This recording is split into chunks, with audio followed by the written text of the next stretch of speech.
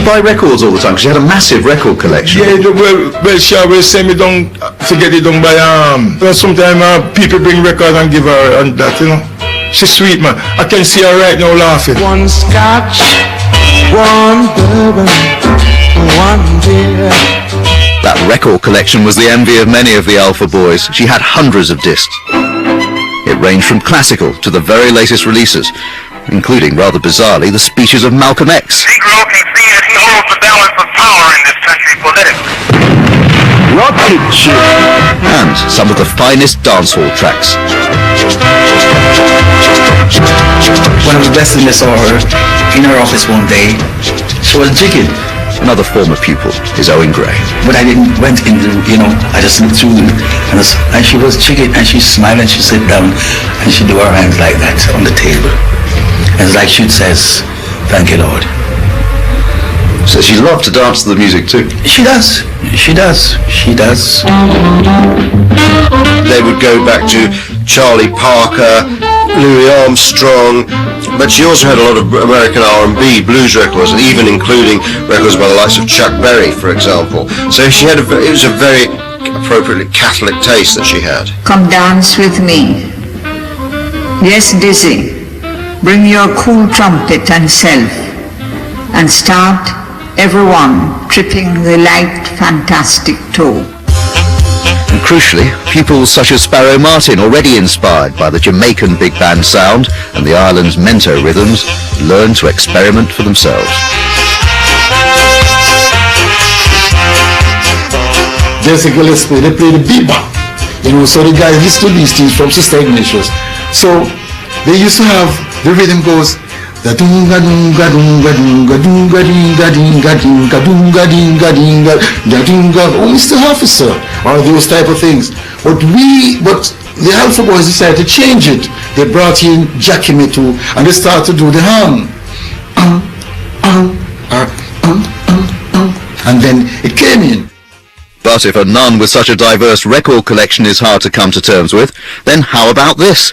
On Saturday nights, she'd run her own mobile disco, a Jamaican-style sound system, standing behind the turntables, spinning discs, dressed in a full nun's habit, dwarfed by the giant speakers. She had one of the first sound system in Jamaica. She was like a disc jockey? Yes, she was, and she used to spin some, on Saturdays.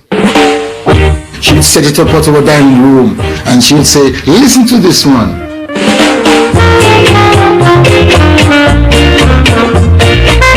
She would play Boots Randolphs and all those guys. Say, listen to the saxophone. J.J. Johnson, because she knows them. She says, listen to his trombone. And we listen. And the sound system got so popular that it used to go on the road. And it's called Mutt and Jeff.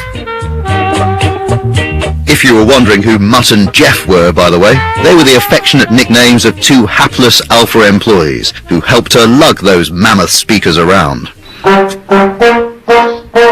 Around almost every corner here at the South London rehearsal room, you run into yet another reggae star. Those notes are emanating from the trombone of Vin Gordon. He played with Bob Marley and the Wailers, Burning Spear, Althea and Donna, the Upsetters. The list of reggae royalty goes on and on. I could pluck lots of names out of the air. Whatever success he had in life, he owes to Sister Ignatius and the Alpha Boys School. Oh my God. If I didn't go to Alpha School, I don't know what would happen to me.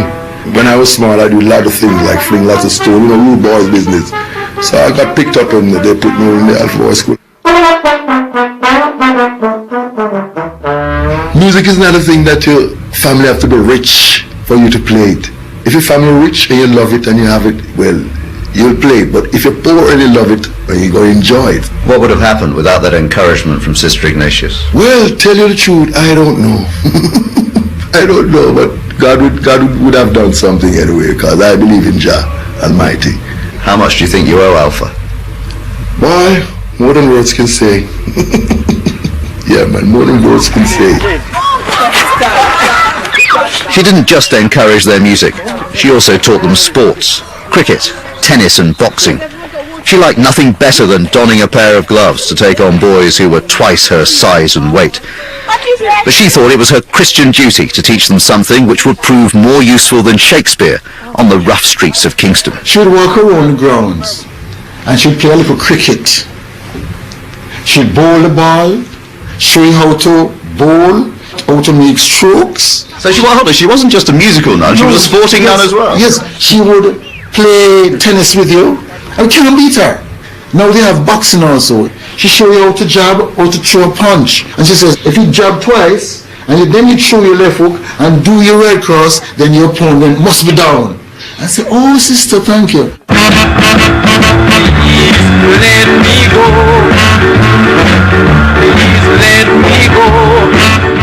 Owen Gray would have a massive hit, Please Don't Let Me Go, with the Caribs. But as a youngster, he too actively sought out the Alpha School. I went through the gate, and I think she was coming out from one of the rooms, and she says, little boy, can I help you? And I just says to her that I just come to see what's happening here, you know, and I'd like to come to this school. And she asked me a question, if I was a naughty boy. I wasn't a bad boy. Bad boys those days was, the little things that we used to do, throw stones. Some wouldn't go to school, but I used to go to school. And the same day I was signed up. So I went back home and I told my mom, says, I'm going to Alpha Boys School. So my mom says, but Alpha Boys School is for kids who go to school. I says, not really. I said, I want to go. She says, okay. She says, when are you going to start? I says, next week.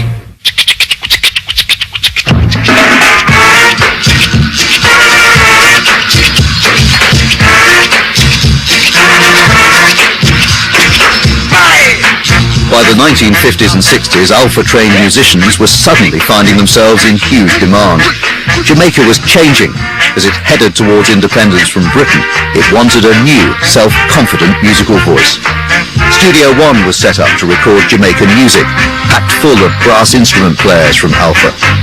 Very significantly, several members of the Scatterlight, who were really the foundation of Jamaican music, went to Alpha, and principally Jamaica's master of the trombone, Don Drummond, the trumpet player, Johnny Dizzy Moore, the alto sax player, Lester Sterling, and the tenor sax player, Tommy McCook, who was really the group's leader. They all went to Alpha.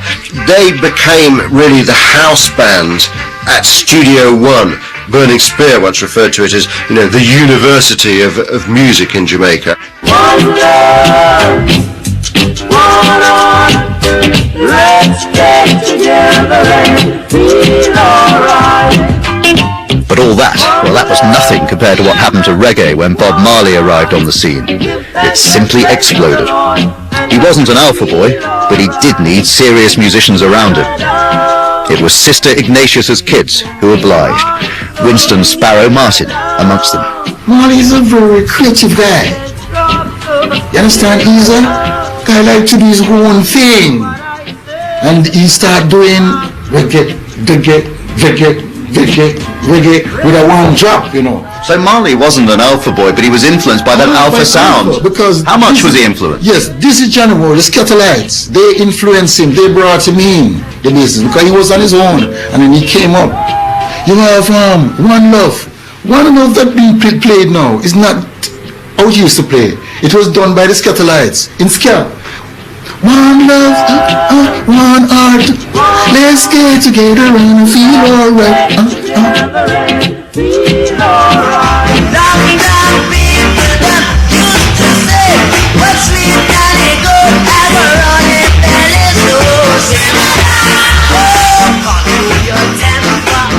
so Bob Marley's big breakthrough single came in February 1964 in a sweaty session at Studio One, of which even today the details are hotly disputed. Members of Bob Marley's regular backing band, the Wailers, were joined by the Scatterlights. Tenor saxman Tony Green. Simmer down. It was all Alpha Boys did it. So all the recording used to happen right there at Studio One with the same Alpha Boys and right there. So it was actually an Alpha band. Alpha Dangerman, Stammer, Cook, all of them.